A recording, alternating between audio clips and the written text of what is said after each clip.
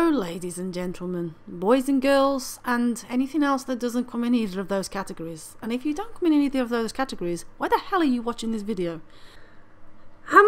This is a video response to the TheWolfx1vp. I think it's a 1, I'm not totally sure because he's got like an I in the title, but anyway, it doesn't matter, it's the wolf.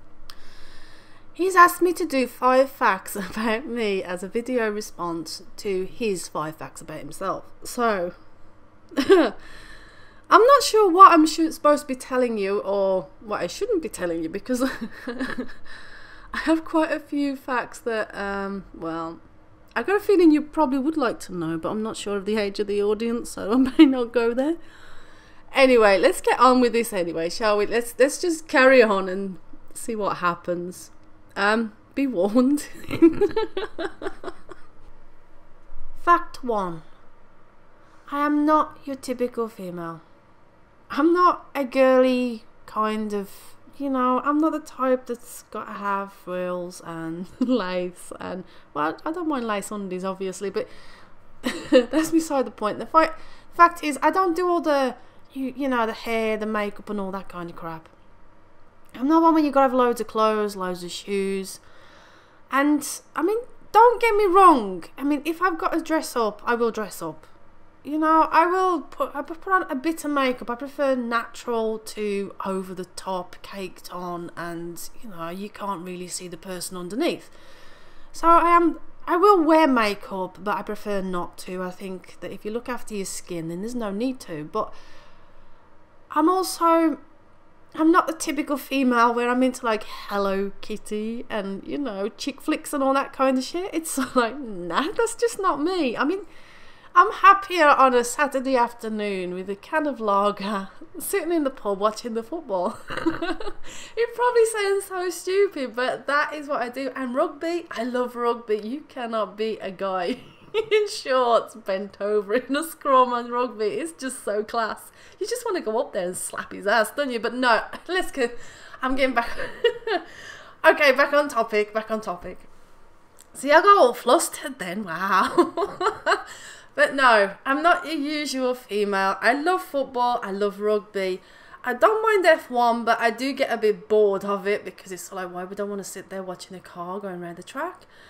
I don't like golf. I hate golf. I find that totally, snooker, no way. No. I don't mind balls, but I don't want to watch somebody whacking them up and down the table. Do you know what I mean? So yeah, football and rugby, I can live with. And yeah, I'm just not your usual female. I don't do the female stuff. You know, I just don't see the point. I mean, I look after myself. You know, I pamper myself when I need to pamper myself, but I don't go over the top and do it every single fucking day because there's just no point. At the end of the day, your skin needs to breathe. Whether you like it or not, it needs to breathe. So yeah, I'm not the usual female. I don't have loads of clothes. I have enough clothes to tide me over. I don't have loads of shoes. I have enough shoes. It's a case of I have my best shoes. I have my casual shoes. I have my trainers. I love my trainers. I have 2 or 3 pair of trainers. And I love my boots. So that's all I need. You know, as long as the shoes go with the outfit, who cares? It doesn't matter whether you spent 50 quid or 250 quid. At the end of the day, they're a pair of shoes, for God's sake. So yeah, I'm not your usual female. I prefer a pint and a pie down the pub, watching the footy on a Saturday afternoon, than walking round the shops getting battered and bruised by all these women hunting for the latest fashions. So yeah, give me the pub any day. And that is fact 1. Fact 2. It's hard to think of these facts as you're trying to talk about them, but the one that springs to mind is my reason for gaming. I started gaming when I was young. I was still at school, and I went through a very, very tough time in senior school, which is, I don't know how it works in other countries, but in this country you have like juniors, seniors, you know, and all that kind of bullshit. It was sort of like when I was around the age of 15, 16, and I was bullied to the extent that I really dreaded going to school. And it scared the living daylights out of me every day to get up, get ready and go to school because I just dreaded what the day would hold for me. It was a stage in my life that made me realise that you can't always tell what is going to happen, but you can try and change things for yourself. The reason I say that I started gaming around this time was because I felt that gaming gave me an escape from the real world.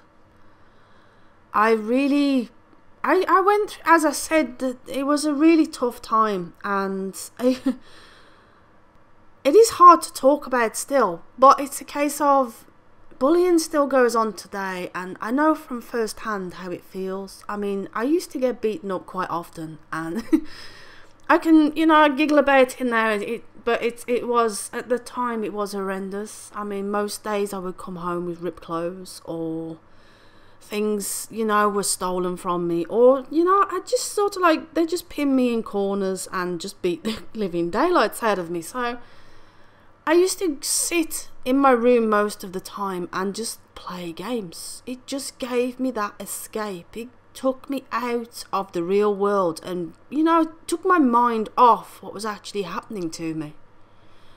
So, yeah, fact 2. That is it. Fact 3. I am a very nervous person. Obviously, from my history of my past, it made me that way, but I'm also very shy, and it probably doesn't come across that way when I'm talking on the mic or, playing games. If anybody's played a game with me online, I can be a totally different person. It doesn't mean that it's false, it just means that I don't feel like I'm being watched or I need to prove anything. I can just do what I want and be who I am. Whereas in real life, I do feel as though sometimes you have to be something you're not just to prove to other people that you can do something or be something. And to me, that's wrong. You should be able to be who you are. But yeah, I am just a very nervous person. I am nervous in crowds. I don't get on well with crowds. That's probably due to the fact that I got ganged up on when I was younger, so that probably doesn't help. But yeah, crowds do bother me. I try to avoid people as much as I can.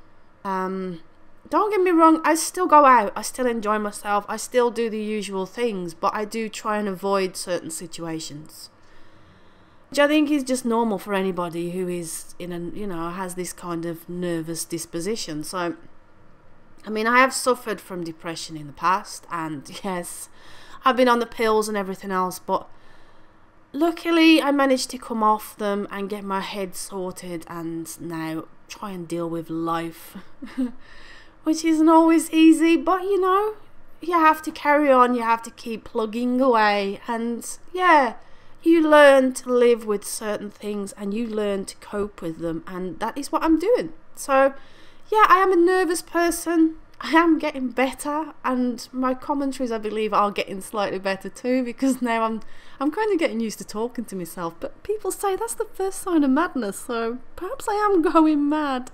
Who knows? But that is fact 3. Fact 4. I believe I was around 3 years old. I would have to check with my parents to be totally sure, but I believe it was around that age. I was at the park with my mum and dad, as you do, being running around like a headless chuck, like children do. And I got attacked by a dog. I mean, I think the dog was a cross German Shepherd or something. I can't totally remember, the facts aren't all in my head at this stage. But he attacked me and took a chunk of my face away, well, my cheek away. So obviously I rushed to hospital, had an operation, and they reconstructed that part of my face. I took skin from somewhere, I'm not totally sure where, I dread to think. But they took a piece of skin and reconstructed part of my face, and I now have a scar at the side of my mouth. The picture is on the screen. This scar doesn't affect me. It does. I mean, I wasn't psychologically scarred by the situation or anything like that. Well, to be honest, I was I don't know. This is the point, because my choice of work, which will probably seem strange to most of you, is I am a canine behaviour therapist and dog trainer. So whether it was fate that I got bit and it made me realise that I wanted to do this, I don't know, but that is my choice of work. I work to try and stop dogs from getting into that situation. To me, there is no bad dog. I'm sorry. I mean, people probably will agree. Well, they agree with me or disagree with me. I'm not totally sure, but from what all the studies I have done and everything else, there is no such thing as a bad dog. There is a badly trained dog, but there is no such thing as a bad dog, because at the end of the day, the dog only knows what the owner has told it. The dog only knows what the owner has trained it to do. So to me, it's sort of like a puppy doesn't grow up to be a bad dog unless the owner it's with teaches it to be so. And that is what I'm striving to try and stop. I'm trying my best. I mean, I do work with people who are on low incomes and that, and it's so like I try not to I don't charge, because to me, I'd rather save the dog than earn money for it, because it's sort of like the dog has done nothing wrong. The dog has only relied on that owner to teach it right from wrong. And if the owner can't do that, then to me, they shouldn't have the dog in the first place. But I am going off the subject here. But yeah, I was bitten by a dog when I was 3. I have got a scar on the side of my face. And yeah, I'm not sure whether it's because of that or what. I don't know, but for some reason, I decided to become this canine behaviour therapist, dog trainer. And I work as a living for it. So yeah, maybe it was fate. I don't know. And I'm also studying a degree in canine behaviour and psychology. So what can I say? Something must have been right at that time for it to happen. But yeah, that's fact 4. Fact 5. I've got so many facts, but I'm not sure I should be telling you them. But okay, I'll give you this one because it's pretty clean anyway. So okay, fact 5. I used to work at a place called the Birmingham Dog Zone, which is a rehoming centre for stray dogs, and you know, if people can't look after their animals, they can take them there and all that kind of stuff. But there was one time that I remember that we had a box left on the step overnight, and there was 6 puppies in there. They couldn't have been no more than 2 weeks old. And unless we hand-reared them, it was a case of they would die. I was just a standard kennel maid. In other words, all I did really was clean up the crap and look after the dogs. But I decided to help out with the hand-rearing. And what it entailed was you had to look after this puppy 24 hours a day. Not only did you have to look after the pup, you had to feed the pup, you had to make sure that the pup went to the toilet and everything else, which is no mean feat in itself. So not only was I going to work, but I was also looking after this puppy. And out of the 6, 2 of them survived. And luckily, the one that I was raising did survive. We named her Bonnie. And I looked after her for 3 months before she got rehomed. She was a beautiful thing. It looked like she was a cross between a German Shepherd and a Doberman. But she was absolutely gorgeous. I spent every minute of the day tending to her needs. I used to have an alarm set through the night, so I'd wake up to make sure that I fed her and make sure that obviously she went to the toilet and everything else. I mean, but yeah, that is one of the things I am really proud of, the fact that I saved the puppy from death and she actually made it and had a very healthy life. So that is my 5 facts. I hope you enjoyed the insight into my weird and wonderful little world. If there's anything you'd like to know, please just post up questions. It might be best if you come over to my channel, not do it on Wolfie's channel, because you may get a bit peed off with it. But yeah, if you want to know anything else, I mean, I will answer most questions, and I do say most. So please feel free to stop by my channel and post up the questions, because this video is also on my own channel too. So you have the opportunity to do that if you would like to know more. Okay, so the way I see it, I have got to now nominate 5 other people, or tagged 5 other people to do this 5 facts about themselves. So I have my 5. I think most of them are going to be totally shocked when I say their names, but hopefully they will take part, and well, let's just wait and see. The first one on the list, but this list is in no order, so please don't take it as I'm favouriting anybody or anything like that. But the first on the list is Dark Angel Witch 666. She's been a very good subscriber. Sometimes I think she likes some of the videos just for the sake of it. She doesn't really that bothered about them, but I appreciate all her, you know, all her efforts and the fact that she supports me so much. So yeah, she's the first on my list.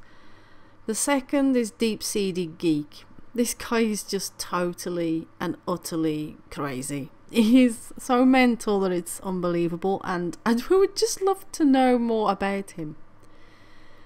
The next one is Back to Respawn. He helps so many people. He always does what he can for his subscribers. He does shout out Sundays and always retweets and everything else, but you never actually get to know the guy behind the name. So now I'd like to know 5 facts about him.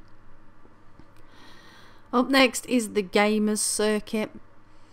This guy has followed me from the start. I mean, I've only been on, you know, I've been on YouTube about 3 months, and he has sort of like, he has supported me from the start. He gave me a shout out when I was, well, in the early days. So I'd just like to find out a little bit about him. And last but not least is Lunatic Toon. The name is very strange. The guy is, well, I wouldn't say he was strange, but he's different. He does really good commentaries, tips and tricks, and, you know, just walkthroughs on Black Ops and things like that. So yeah, it would be nice to find out a bit about him too. And that's it, guys. I'm not sure what else to say. Just a massive thank you for Wolfie for, you know, putting me forward for this.